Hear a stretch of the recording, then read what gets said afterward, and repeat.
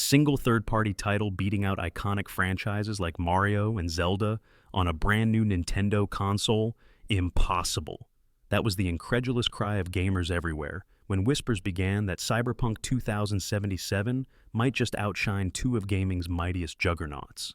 Yet here we are, immersed in one of the biggest surprises in recent release history, as the futuristic role-playing epic from CD Projekt Red thrives on the Nintendo Switch 2, while so many others that are not made by Nintendo struggle to find an audience.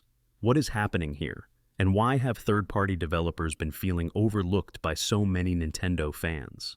Today, we are diving into the extraordinary story behind the Switch 2's unexpected sales data, the silent anxieties creeping through third-party studios, and the many puzzling twists and turns that have left countless gamers asking, is the follow-up to one of the most successful systems in modern history starting to show unexpected cracks in its foundation?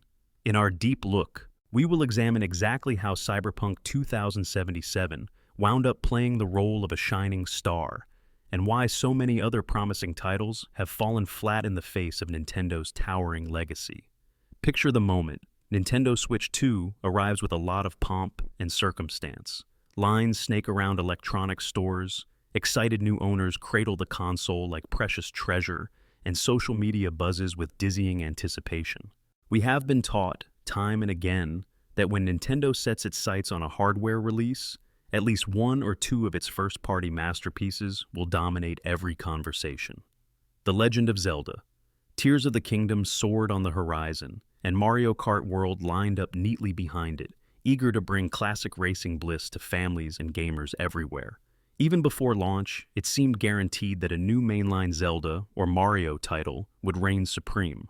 So, of course, few blinked when early sales numbers proved that Mario Kart World was moving like hotcakes.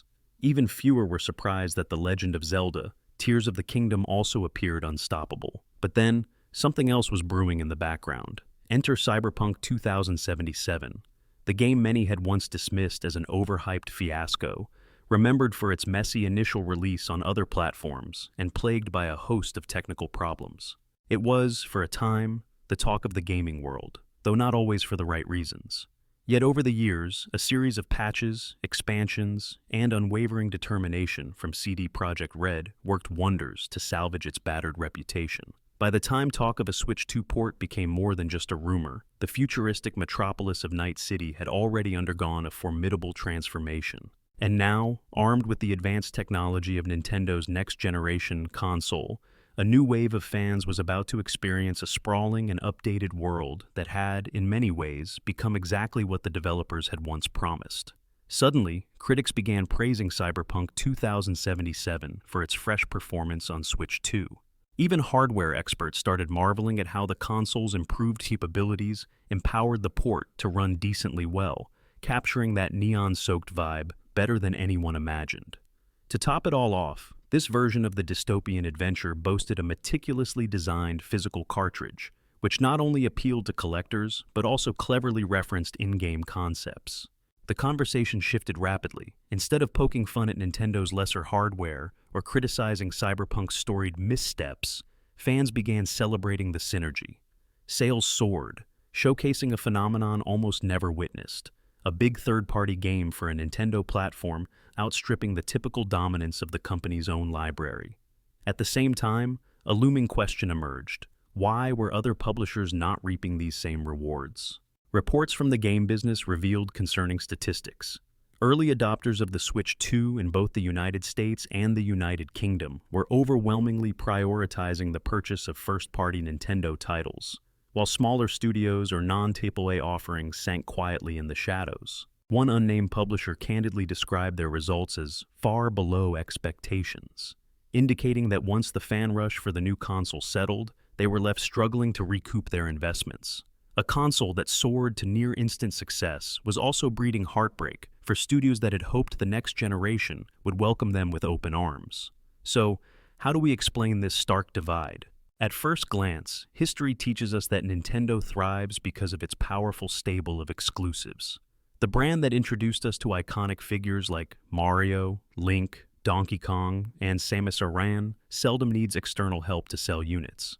Time and again, consumers shell out money for the new Nintendo device, primarily to devour Nintendo's own library. The Switch 2, in this sense, looks no different. Mario Kart World, for instance, showed an astonishing attachment rate, with a vast majority of early console purchases bundled with that single kart racing game. This suggests that, for many fans, the notion of a console is intimately tied to the whimsy and nostalgia that only Nintendo franchises can deliver. But is that the entire story? It might be easy to assume Nintendo's audience is simply not interested in third-party offerings. However, that assumption sidesteps a critical point. It is not that third-party games have never done well on Nintendo platforms. The original Nintendo Switch, launched in the late 2010s, eventually became a haven not just for major publishers, but also for smaller indie developers who found a passionate audience on a hybrid machine. Titles like Hollow Knight, Celeste, and countless lesser-known gems thrived on the device, building surprising success stories that caused many to speak of a golden era for portable indie gaming. Yet the Switch 2 is having a more complicated opening act. One factor might be the sheer cost that prospective buyers face. Priced at $449.99, the Switch 2 commands a steeper sum than some models of its direct competitors, the PlayStation 5 and certain variations of the Xbox lineup. For many consumers, tossing an extra $60 on a new game or upgrading to Joy-Con 2 accessories might feel daunting after already paying a premium for the console itself. Economic chatter about rising expenses for everyday necessities like groceries does not help, and it seems entirely possible that some early adopters pick up only one or two games, almost always from Nintendo's stable, and wait patiently to see if their wallets recover before branching out. And then there is the matter of confusion swirling around game keycards, which appear on store shelves in suspiciously similar packaging for both older Switch games and brand new Switch 2 versions. The reliance on digital downloads after purchase, even with a physical copy, stings some fans who prefer the plug-and-play simplicity that Nintendo once championed. Not only is that an annoyance for individuals with limited bandwidth or data caps, but it can also lead to an accidental purchase of the wrong version, fueling a sense of frustration that might deter parents or casual gamers from experimenting with lesser-known third-party titles. Meanwhile, major headliners like Mario Kart World tower above these petty confusions, overshadowing smaller competition that does not come with the same brand recognition or reassurance of polished fun. Have you ever wondered if Nintendo's legendary family-oriented image affects how third-party developers approach the system? One big point that often goes unsaid is that certain third-party offerings aim for gritty, realistic experiences that might not aesthetically mesh with Nintendo's famously colorful brand.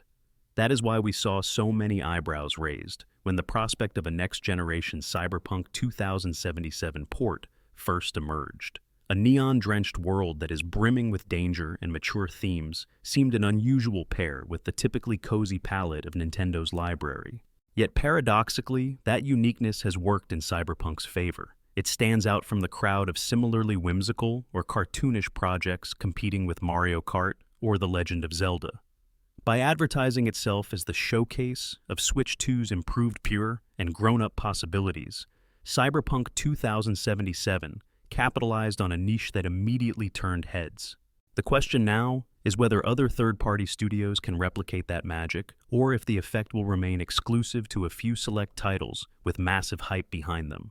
Some analysts argue that it may be a timing issue. The original Switch arrived in a market where robust portable gaming was a novelty, and everything from hardcore epics to delightful indie darlings found an eager audience. Now, there is a veritable avalanche of portable gaming devices available, from specialized handhelds that run PC titles to next-generation cloud streaming on smartphones, meaning that launching a port for Switch 2 is no longer guaranteed to seize the same spotlight. Combine that with supply chain improvements that allowed Nintendo to place significantly more units on store shelves at launch, and the environment is drastically different from previous console launches.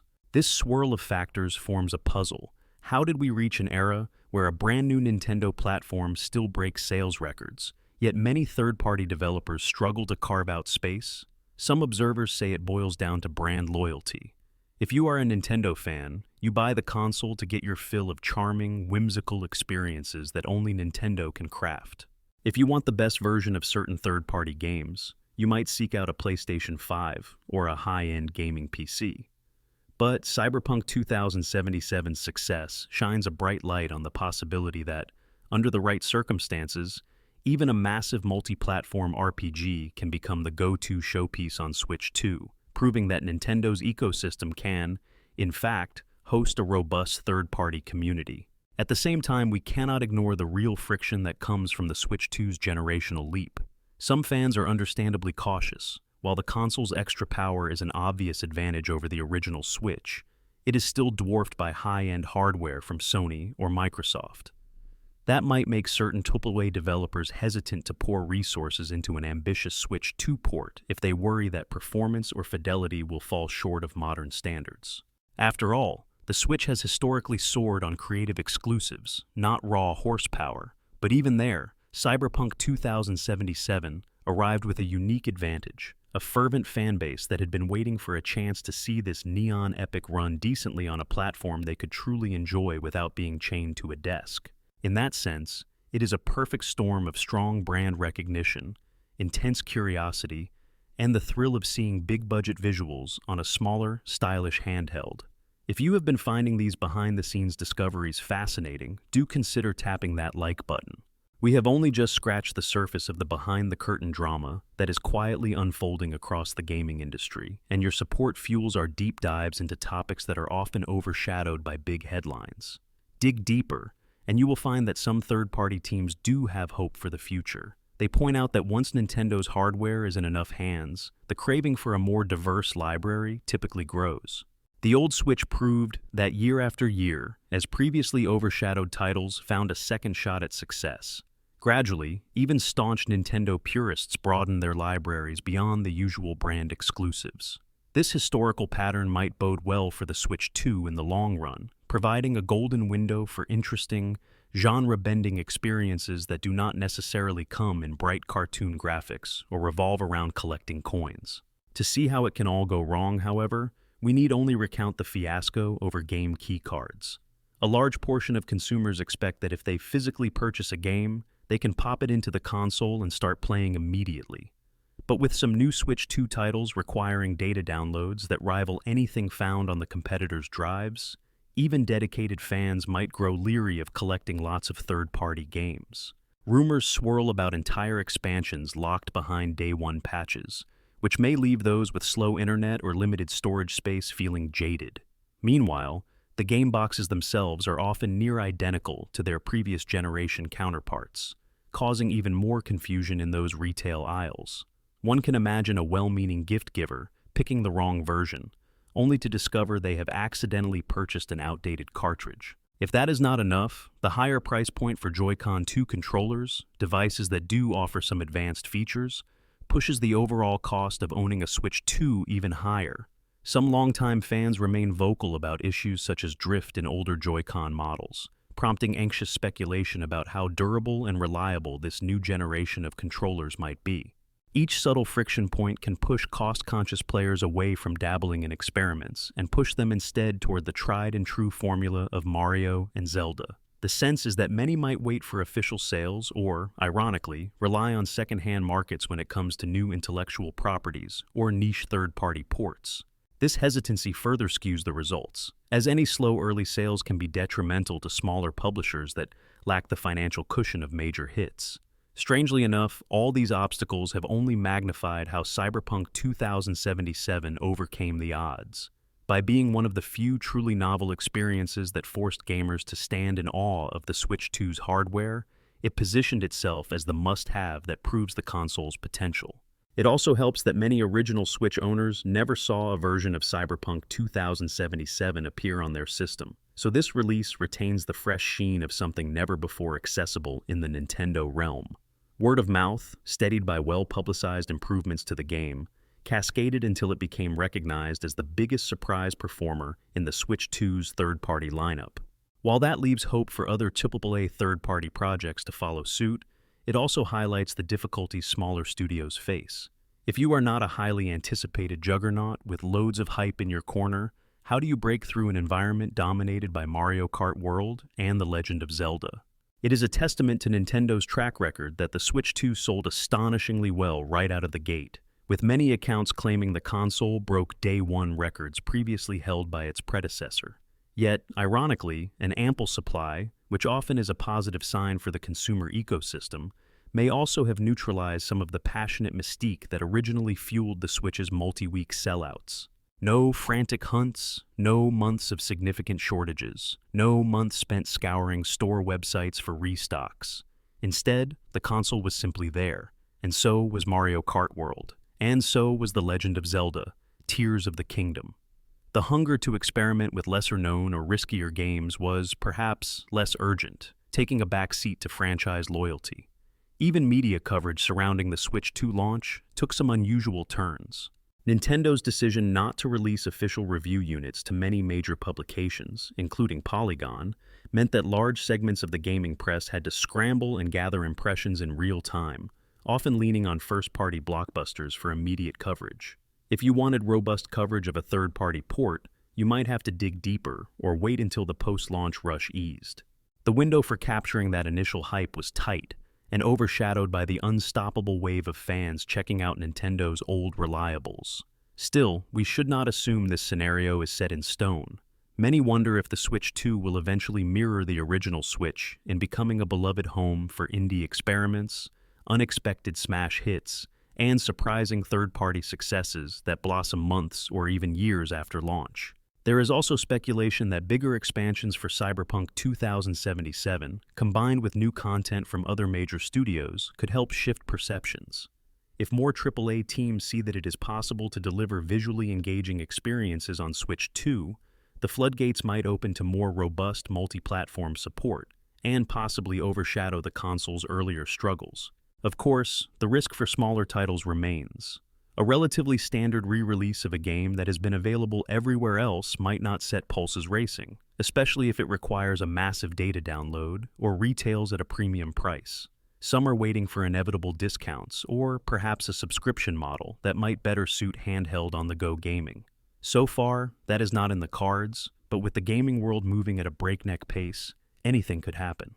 We recall how the first Switch soared in its golden era, in part because it arrived just as many gamers were craving portable versions of big console titles. Now that there are so many other ways to game on the move, the Switch 2's novelty factor might not be as sharp.